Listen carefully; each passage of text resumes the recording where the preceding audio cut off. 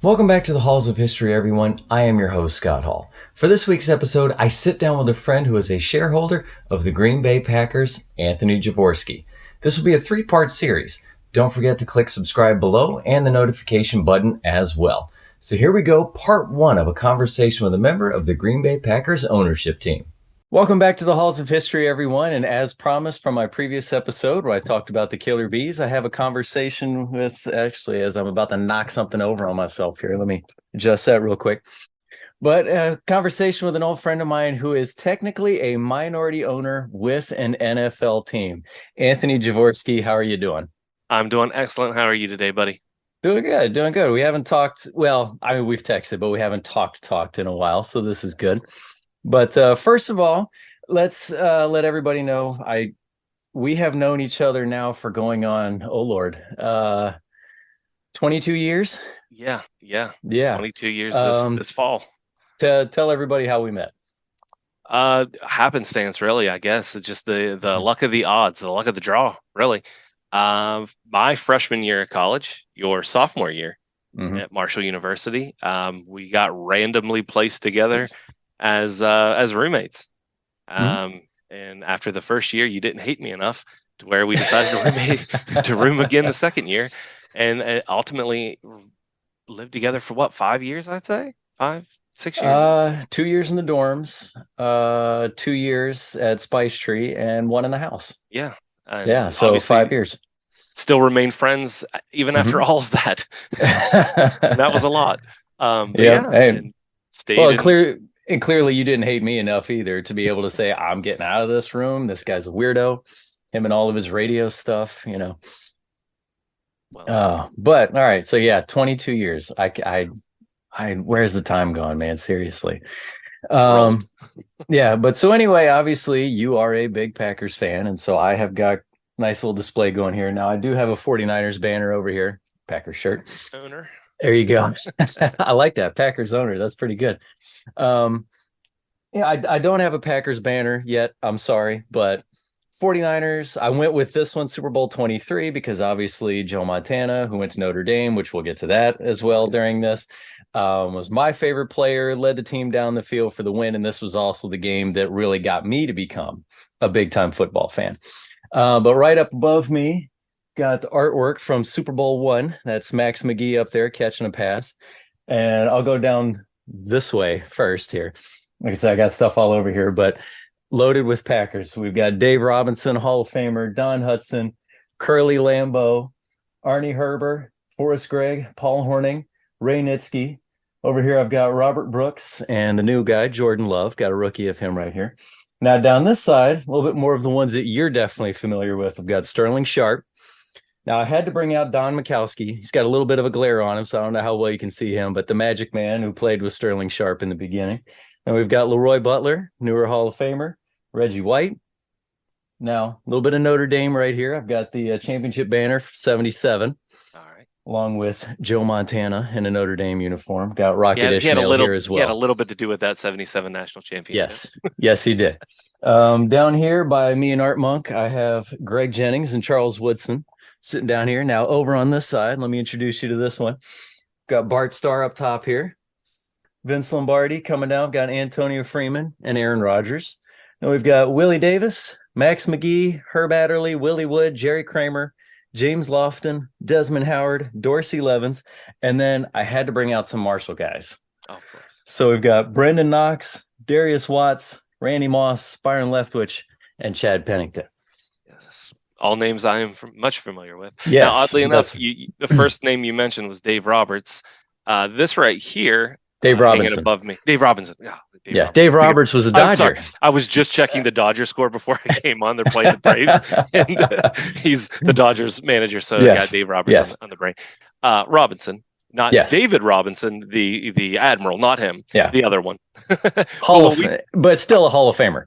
Right. When we saw him get inducted in Canton together, Mhm. I purchased this bad boy.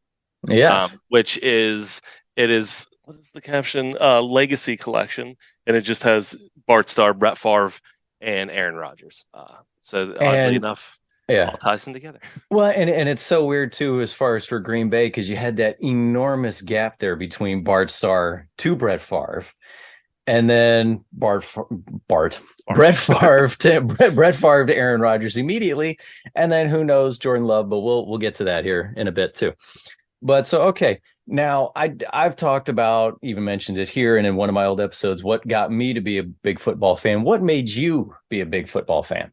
That's an easy question. My dad, Mm-hmm. and I know your father had a big impact on Mm-hmm. on you as well, and it's the same thing. And I feel like there's a few different scenarios that when little boys decide, or little girls, and if you know my sisters, you would Yes. include them as well.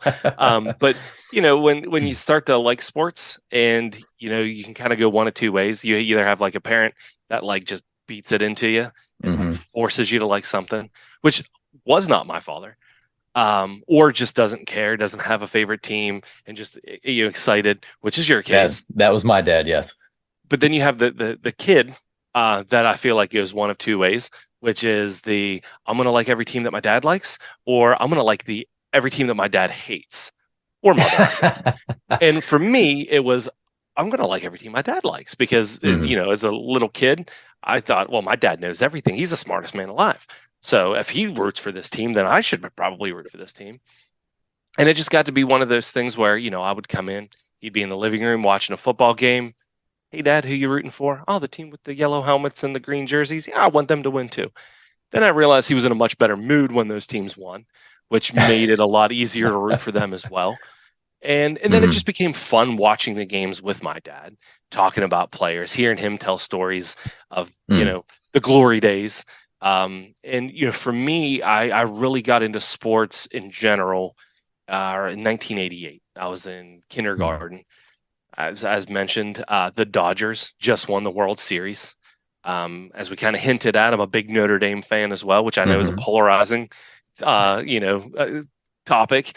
Yeah. But I myself, a huge Notre Dame fan. My dad, diehard, Hmm. and for him, Notre Dame won the national title. Again, I'm in kindergarten, and honestly, you mentioned Don Mikowski. That was like my first guy because Hmm. I got a Polish last name, Javorsky. You got this Polish quarterback.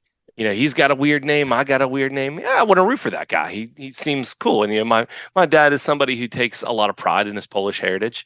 So it was just kind of easy to root for Don Mikowski and the Packers and just watch the games with my dad. And at that time it wasn't easy to watch games every week. I didn't get to watch the Packers every week. So when Hmm. they were on TV, it was always a big deal for me and my dad to be able to watch them together and everything. Now, have you been to Lambeau?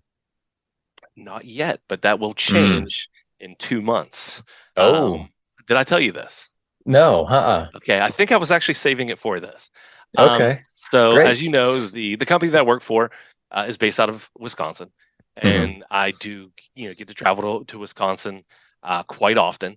But I've never gone to Lambeau because I always wanted my first time to be there with my dad. Um, and my dad, he's 73 years old. He doesn't travel. He doesn't like to get around that much. I mean, Hmm. we go to Notre Dame games often, but to get him to Lambeau, that's a long drive from Huntington, West Virginia to Lambeau Field. Hmm. So just one of those things where I'm like, you know what? I got to do this. I owe it to myself and the team that I own. Uh, and also just one of those things. I just want to be able to go take a bunch of pictures, show my dad, and kind of like let him know how it is. So I'm actually when I go to Milwaukee in July, I'm flying in a day early, renting a car, and driving the 2 hours to Green Bay, Wisconsin. Stay in a hotel just that night. Going to crash there. Doing the whole tour. You can do the legendary package where you get to Hmm. tour the whole facilities and even come out like the tunnel and the visitors locker room and all that stuff. So I'm going to do the whole experience, which is going to be kind of nice to kind of do all of that, not during a game day. That way, Hmm. when I get to see my first game there, I can just enjoy game day and not have to do all the sightseeing stuff as much. Yeah. Well, while you're there, see if you can get see, since you're an owner, if you can get a job for a Yeah. fellow NFL fan Yes. while you're Yes. there. Okay, so now what have been some of your favorite moments as a Packers fan? Watching the Super Bowl 31 with my dad. Um, Desmond you know, Howard just and yeah, Reggie White. MVP. Reggie Yep. White set the Super Bowl record for 3 sacks that Mm-hmm. game, and he was my favorite player. I did play, a couple years of football in middle school, not very good, but I wanted to be defensive end just because of Reggie White. So like he was like my favorite football player of all time. Mm, But as you know, my love for Sterling Sharpe, um, he was also just one of my first favorite players to watch. mm, So yeah, just that Super Bowl 31, watching that with my dad, and then just in general, watching a lot of those games with him and just like talking about the players, and like we would anytime we would go to like the mall or like go to like a sporting goods store, like, do they have any new Packers jerseys? And like, this is like really like kind of predates like us buying things offline and being able to just get a mm-hmm. jersey wherever, any jersey you want, create your own. It was like you go into, the store and it's, oh, they have a Mark Shamora jersey. Like, we got to get it, and like begging my mom, like me and my dad both begging my mom to get it. Like we're the kids and, you know, Mm, so just stuff like that is definitely just those memories. The Monday Night Football game, watching that with my dad when Brett Favre's right after his dad passed away, mm. that was a special game, and just watching that with my dad was fun.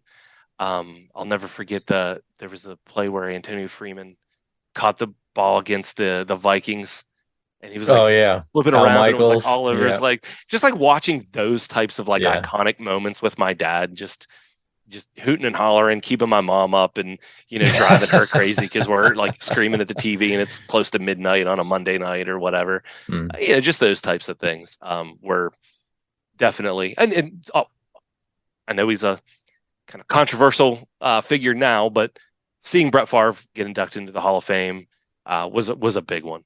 Yeah. Because that was my childhood. It was like Hmm. watching my childhood go into the Hall of Fame. Now, how about this one? Maybe some not so favorite moments. The following Super Bowl, You that know, was a bad one. I'm not gonna lie. I did think, should I wear my Terrell Davis jersey? Well, But I we've thought, nah, I'll hold off on that one. yeah, well, it's funny, because I am a big fan of your Halls of History Super Bowl and rundowns. Hmm. And just the other day, I was watching Super Bowl 50, and you Yeah. took that jab, and I took it personal. I did. I took it a little personal, where you were like, and this was the second time that the Broncos winning a Super Bowl let a quarterback ride off the sunset, on a Well, high note. And I'm like, really, technically, really, you had to do that to me. the other one though was when they Well, beat the that's Falcons. fair. It was the next year, but So yeah. he still got his first one against us, and it just brought back a This is lot of true. memories. It kind of ended that curse after losing those three before. So that Um, was a rough one. yeah, Sterling Sharpe getting hurt, that yeah, career-ending injury, that was a bad one. yeah. I remember like being very upset at that as a kid because I, again, he was I, like one of my first favorite players. yeah, I actually was too. Because I mean, well, and I meant to get to Sterling Sharp in a little bit, but we can go ahead and talk about him now some. I mean, for me too. I mean, even though I was a 49ers fan in the beginning, the first box of cards I ever got, I mean, in fact, the box is still right here, 1990 tops. I get a Sterling Sharp in there, and he's, a tops all pro. And I'm seeing his numbers on there from 1989, and I'm just going, man, this guy is something. And then, same as you, I never really got to see the Packers on TV that much unless they were playing Washington Right. and or the primetime game or whatever. So I was always waiting for NFL primetime on ESPN to see what did Sterling Sharp do this time. And so yeah, I was very sad to see him go out too. Yeah, and I know this is something you and I have discussed Hmm. countless times Yeah. during our 22-year friendship of how is this man not in the Hall of Fame? And I Mm. know, like, full disclosure, and you can call me out on this if you think I'm wrong. If you disagree with me, I won't be offended. I am aware when I'm being a full-on homer. Hmm. I'm I will try to separate like being a Packers fan with being an NFL fan at times. Now there are some times where I'm like unapologetically, nope, I'm a Packer fan. I'm being a homer right now. You're gonna hear it, and that's just it. And I'm not, because we've also talked about fan bases, media members, other things where, you know, every player that's on the roster is a future Hall of Famer. It's like our third string quarterback should be on the Hall of Fame for best third string quarterback, and like that's not how it works. And I understand that not every Green Bay Packer is a future Hall of Famer. I understand that. However, I mean, we've discussed it. You take his years as a pro and stack those seasons up against those 7-8 best seasons of any other wide receiver in the history of the NFL, his stats are just as good as their best 7 years or whatever. It was just cut short because of an injury, which is unfortunate. Even when Shannon Sharpe went in the Hall of Fame, and him saying, I'm still the second best football player in my family, him having that plea to the Hall of Fame of, come on, like, don't forget about my brother who, he had said better than me. That's, I think the one travesty that needs to be rectified personally. I remember when Shannon Sharpe got done, your sister and Annette just kind of looked at both of us and we're going, man, my allergies really kicked up on that speech. Woo! It was high pollen count that night. I checked. High pollen count. Yeah. Well, I did do a blog several years ago about, basically putting the numbers together on Sterling Sharpe, and I plan on bringing that back out on this show and bringing all those numbers back out, because what I compared him to were his contemporaries who are in the Hall of Fame. Right. Jerry Rice, Andre Reed, Tim Brown, Michael Irvin. I even threw in Shannon Sharpe just for the heck of it, Chris Carter, and even Art Monk, because it was kind of like he, was still putting up good numbers at the end of his career right when Sterling Sharpe was coming up. So I wanted to do the contemporaries, because obviously the way the passing game is now, it's inhuman really to try and compare Sterling Sharpe to even Andre Johnson. Heck, even Randy Moss. It's because everything has become just so astronomical on how much they throw the ball. So that's why and even it's not fair to the greats of the past to compare Sterling Sharpe to Raymond Barry, Don Hudson, Lynn Swan. You can't do it. That translates to all sports, right? Yeah. I mean, every generation of sports is completely different.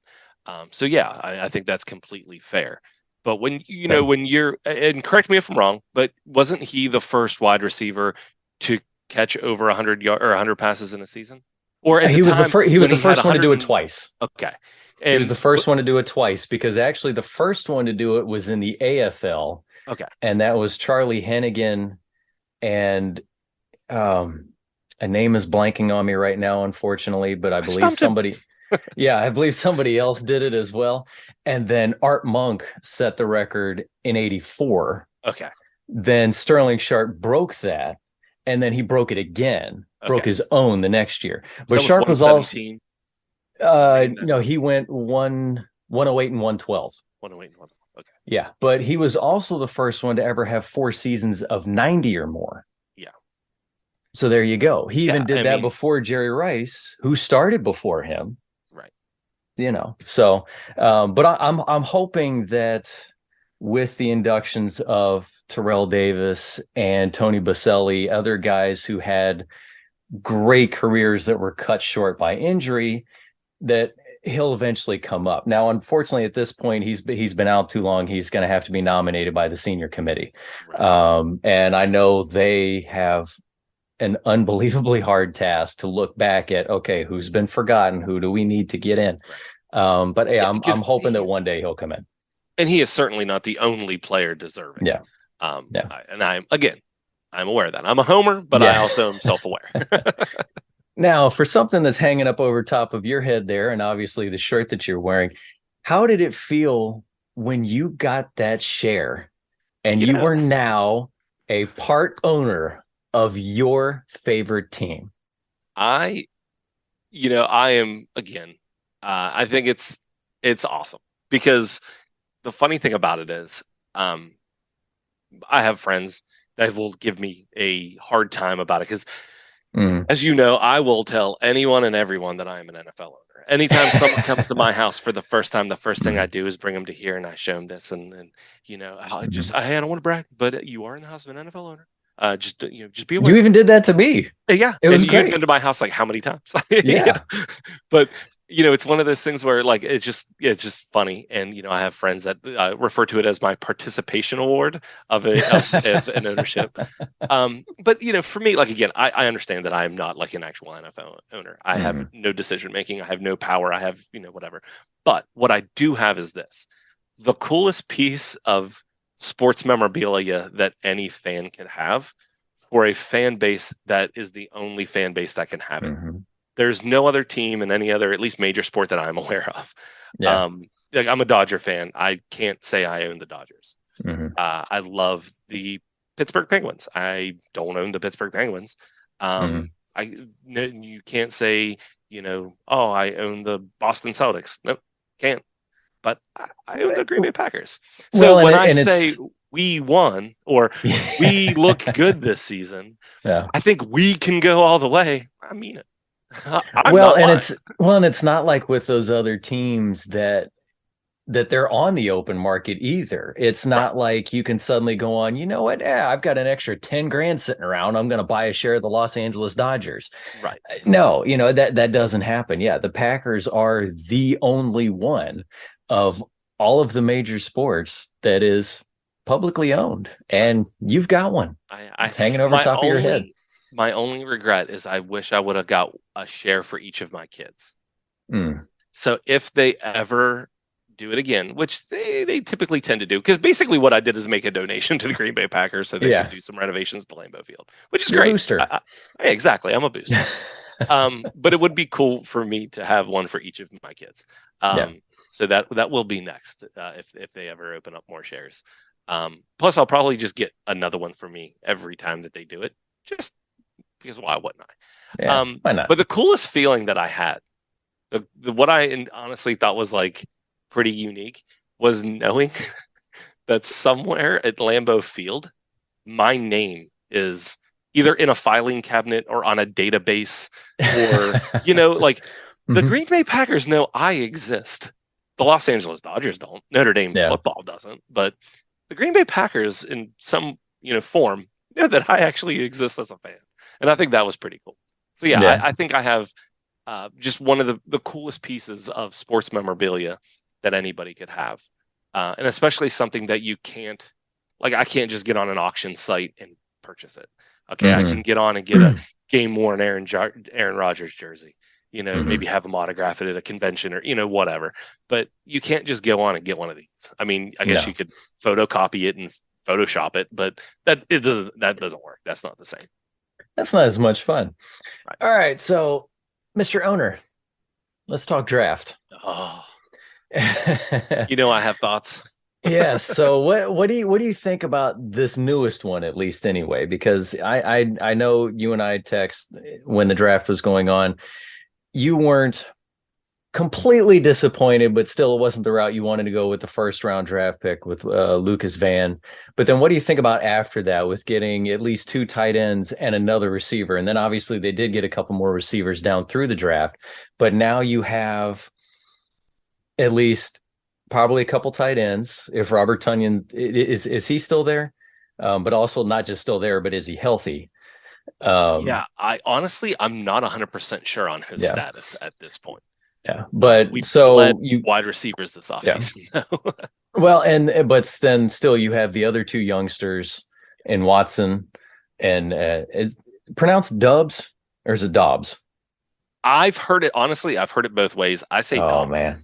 Okay. But it's one of those things where I'm like, Yeah. and if you watch like games, like, and I'm not familiar with him from college, so honestly, Hmm. like, I don't want to say whatever. Yeah. But it's one of those things where I'm like, wait, what? Oh, Yeah.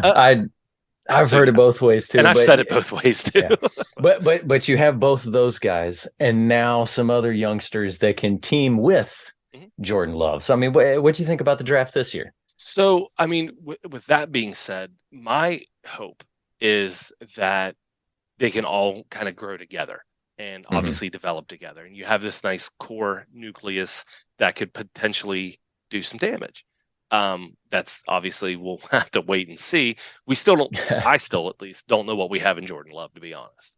Yeah. Um, in not really having a lot of veteran guys, like weapons Hmm. wise, like we don't have even just a Devonte Adams, at least in the passing game. Hmm. I mean, obviously Aaron Jones, and even at this point, I mean, um, Dylan, has been in the league at least a few years and has Hmm. been successful. And we have a great 1-2 punch for the run game, which is nice. So if we can lean on them and they can provide at least in the wide receivers, the new tight ends coming in can at least provide some support. And even if we just focus on the run game, like we did a lot last year, to be honest, Hmm. um, then I think they can develop over the next couple of years if we can keep them all together and and they do well. So I'm hopeful that Hmm. it will work out. I was very critical, as you know, on drafting Jordan Love. Hmm. Now, I mean, hey, I hope I'm wrong. And I wasn't necessarily like, I'm not down on the guy. Like, I'm not Hmm. actively rooting for him to not be good. Obviously, he's our guy now. I want him to be successful. I just think at the time we didn't need a quarterback in the first round. I think we needed that weapon for Aaron Rodgers then. And I think if we don't draft Jordan Love, we still have Aaron Rodgers now. I don't think Rodgers leaves. We think we still have him for a year or two more. But it's not how it happened, so we can't dwell on that. I was a little disappointed with our first round pick, just going again on the defensive side of the ball. And again, nothing against Lucas Van Ness. Sure, he's a great kid. I'm happy for him. I mean, obviously, um, you know, that was his dream come true. So I'm not gonna like dog the guy. He didn't do anything wrong, and I hope Hmm. he's the edge rusher that we need. But I do feel like we needed that offensive weapon finally in the first round. I think you texted me the stat of was it 4 out of the last 24 seasons? Well, Um, actually, here's one for you. So I went back and looked at some stuff again today.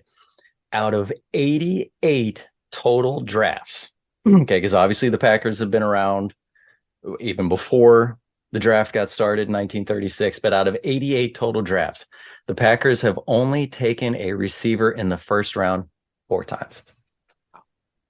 and I also understand that you like a lot of Hall of Fame receivers were not drafted in the Hmm. first round. I Yeah. understand that you can have a bust in the first round also, Yeah. even if you pick the weapon. So again, hindsight is always 2020. Yeah, Hmm. we could have drafted so and so, we could have drafted so and so, but so could have a lot of other teams, right? Yeah. So you can't always go by you Hmm. know hindsight. Yeah. Um, but it was concerning that like the draft grade for Lucas Van Ness was should return to Iowa and develop. He and I actually have something in common. We have the same amount of collegiate career starts.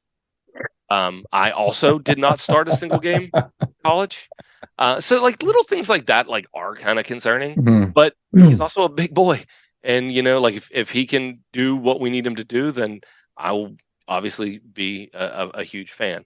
Hmm. Um, I am happy with the tight ends, and I don't typically like when it goes into the draft. I understand like I look to see like what needs we have. We need Hmm. this position, we need that position, we need X, Y, and Z. I don't normally say like "Well, I want this player or we need to draft this Hmm. person. Other times when like if I think like there's like a Notre Dame guy or something like Michael Mayer coming out of Notre Dame this year at the tight end position, big boy, baby Gronk, like I would love to see him in green and gold. Hmm. Um, I think he can legitimately, again, not being a homer, just I've seen him play enough. I Hmm. think he could be a game changer in the NFL, and I would have loved for the Packers to draft him. But it's rare for me to say like I want this player. But it was pretty like in the Packer community. I feel like I was not alone in wanting Jackson Smith and Jigba out of Ohio State Hmm. first round. Like I think Yeah. that was pretty common. Like the majority of Packers fans and owners wanted that. Um, but we did address the wide receivers and tight ends. So I Hmm. was happy that they did. And the second day of the draft, I think we definitely did a lot better. Um, but we had a ton of picks, and I feel like in the later rounds, like the 5th, 6th, and 7th, we just kind of gave up. Like we got a kicker, and I don't like when we do stuff like that, because again, you can still draft quality players in those later rounds. So just like taking a warm body is not worth it, in my opinion. 2018 5th round, we get J.K. Scott out of Alabama as a punter. Cool. Why? You can sign that undrafted, and not with us anymore. You know what I mean? Hasn't played with us in 2 years. That same year in the 7th round, we took a long snapper. That's 2 wasted picks in one draft, in my opinion, with players that were probably going to be there after the draft that you could have signed undrafted. So little things like that just typically tend to irk me a little bit. And again, like I'm not a GM. I would be a terrible GM because I would play favorites. It would be hard for me to cut players that I like and want to root for, and I'd sign every player that I enjoyed, watching in college, or if you went to Notre Dame or Marshall or whatever, of course I'm going to sign you, and we would be terrible. So I understand that. Like, I am not a GM. I don't have that mindset, but there are certain things where I'm like, if I understand this, then how come you didn't? And that's usually. Thanks for watching part 1 of my conversation with Anthony Javorsky. Tune in next Friday for part 2, where we talk about a fun connection between the Packers and Notre Dame football, 2 Marshall football fan superheroes, trips to the Pro Football Hall of Fame, Psycho fans, thoughts on Brett Favre, Aaron Rodgers, and Jordan Love, as well as some Packers trivia questions. Could I stump him?